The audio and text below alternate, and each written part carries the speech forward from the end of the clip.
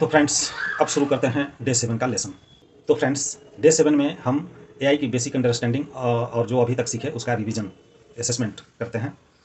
तो हम लोग अभी तक क्या सीखे? सबसे पहले सीखे एआई की बेसिक डिफिनीशन, एआई क्या है, फिर उसका उद्देश्य, एआई के उद्देश्य क्या क्या हैं, मशीन लर्निंग का अर्थ क्या है, types of AI, narrow AI, general AI और super AI, generative AI.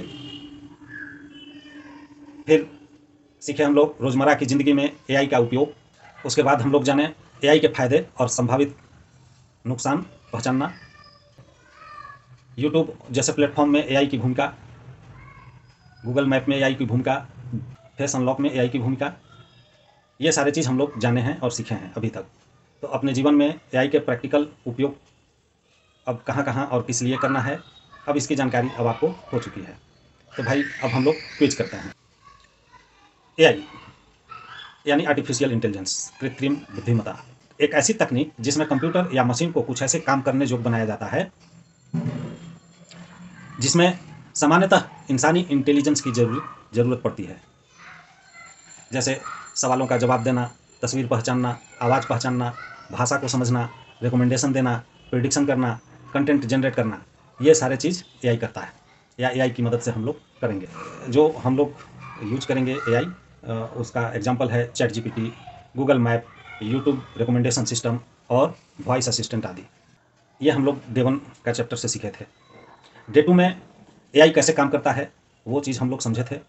Data, learning, pattern and then prediction या आंसर या आउटपुट। अगर किसी एआई को हजारों बिलियों और कुत्तों की तस्वीर दिखाई जाए और उसे उनके फीचर सीखने दिए जाएं, तो ट्रेनिंग के बाद वह नई तस्वीर देखकर अनुमान लगा सकता है कि यह बिल्ली है या कुत्ता। मतलब डाटा, ट्रेनिंग, पैटर्न और प्रिडिक्शन, जो हम लोग डे 2 में जाने थे। डे 3 में हम लोग जाने थे एआई के टाइप्स, एआई कितने प्रकार के होते हैं। तो हम लोगों ने क्या सीखा था? एआई हम लोग उसके वर्किंग कैपेसिटी के आधार पर एआई को 3 भाग में बांटे। पहला नैरो एआई, जो किसी विशेष काम के लिए बनाया गया हो।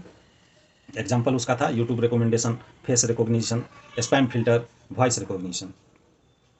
आज के अधिकांश प्रैक्टिकल एआई सिस्टम इसी कैटेगरी में आते हैं, जो सारे नैरो हैं। दूसरा जनरल एआई, ऐसा एआई जो इंसान की तरह अलग अलग प्रकार के इंटरेक्चुअल टास्क को व्यापक रूप से कर सके। यह अभी वास्तविक में उपलब्ध नहीं है। नेक्स्ट, सुपर एआई, ऐसी हाइपोथेटिकल इंटेलिजेंस जो इंसानी इंटेलिजेंस से बहुत आगे निकल जाए, वो सुपर एआई की कैटेगरी में है। यह भी अभी हाइपोथेटिकल कंसेप्ट है, अभी प्रैक्टिकल रूप में उपलब्ध नहीं है। एक हम जनरेटिव एआई को एक्सप्लेन किए थे, जिसको आप नैरो एआई का ही पार्ट समझ सकते हैं, कह सकते हैं। जनरेटिव एआई ऐसा एआई जो नया कंटेंट जनरेट कर सकता है, जैसे टेक्स्ट, इमेज, वीडियो या कोड, प्रोग्रामिंग कोड। इसको हम लोग कैसे यूज करते हैं? तो इसके लिए हम लोग चैट जीपीटी यूज करेंगे। चैट जीपीटी से टेक्स्ट लिखवा सकते हैं, चैट जीपीटी से इमेज जनरेट करा सकते हैं। फिर म्यूजिकल एआई जो है, जिससे हम लोग म्यूजिक जनरेट करते हैं। तो ये सारे काम जनरेटिव एआई का है।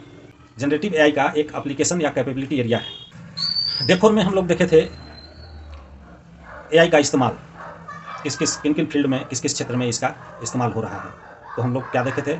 एजुकेशन के फील्ड में, बिजनेस के फील्ड में, health care, banking, entertainment, transportation, communication. Education में लर्निंग और पर्सनलाइज्ड असिस्टेंस के लिए हम यूज करते हैं। बिजनेस में कस्टमर सपोर्ट और डाटा एनालिसिस के लिए यूज करते हैं। मेडिकल में मेडिकल इमेज और रिसर्च में यूज करते हैं। बैंकिंग फ्रॉड डिटेक्शन के लिए या ट्रांजैक्शन या एक्टिविटी मॉनिटरिंग के लिए यूज करते हैं।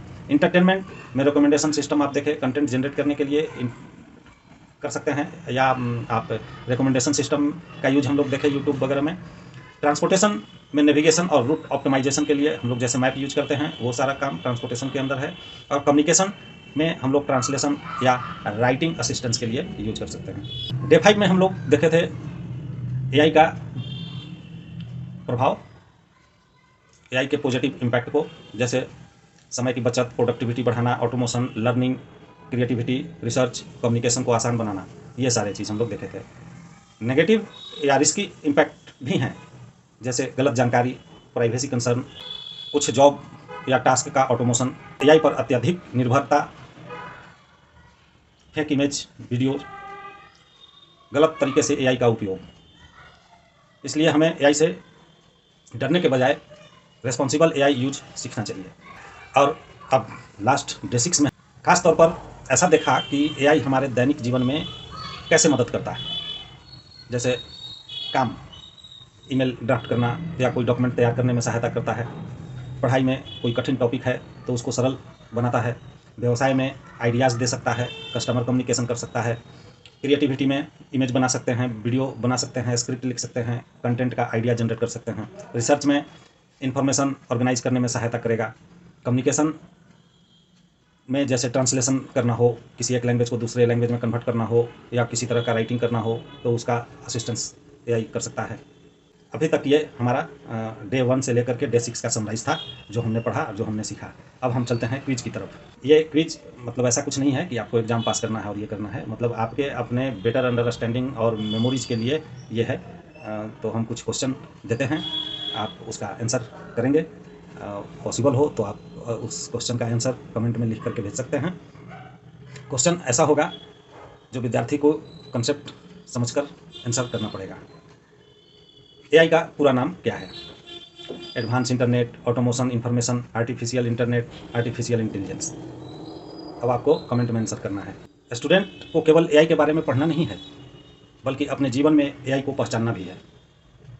उद्देश्य, एआई केवल भविष्य की टेक्नोलॉजी नहीं है, हम में से बहुत से लोग इसे रोज़मर्रा की ज़िंदगी में पहले से इस्तेमाल कर रहे हैं। तो आपको 10 वो जगह ढूंढना है कि एआई हम अपने रोज़मर्रा की ज़िंदगी में कहाँ कहाँ यूज कर रहे हैं, जिसकी जानकारी है भी और नहीं भी। बताना है कि एआई से हमें क्या क्या फ़ायदे हैं, जो अभी थोड़ा ही देर पहले हमने बताया। नेक्स्ट, एआई से मुझे क्या सावधानी रखनी है। नेक्स्ट, भविष्य में एआई का उपयोग कहाँ करना है या कहाँ करना चाहते हैं। तो ये सारे क्वेश्चंस का आंसर आप हमारे ट्यूटोरियल से, जो लेसन हमने बताया है, इससे आप ढूंढ सकते हैं, पढ़ सकते हैं और अपने माइंड में एनालाइज कर सकते हैं, एनालिसिस कर सकते हैं कि आपको इस लेक्चर से क्या क्या फ़ायदे हुए हैं। तो दोस्तों, ये था हमारा डे 7। अब हम डे 8 के लिए कल मिलते हैं। तब तक पढ़ते रहिए, हमारा वीडियो देखते रहिए, चैनल को सब्सक्राइब कीजिए, सीखते रहिए और अपने दिल से एआई का डर को भगाते रहिए। सीखिए और सिखाइए। धन्यवाद, धन्यवाद, धन्यवाद।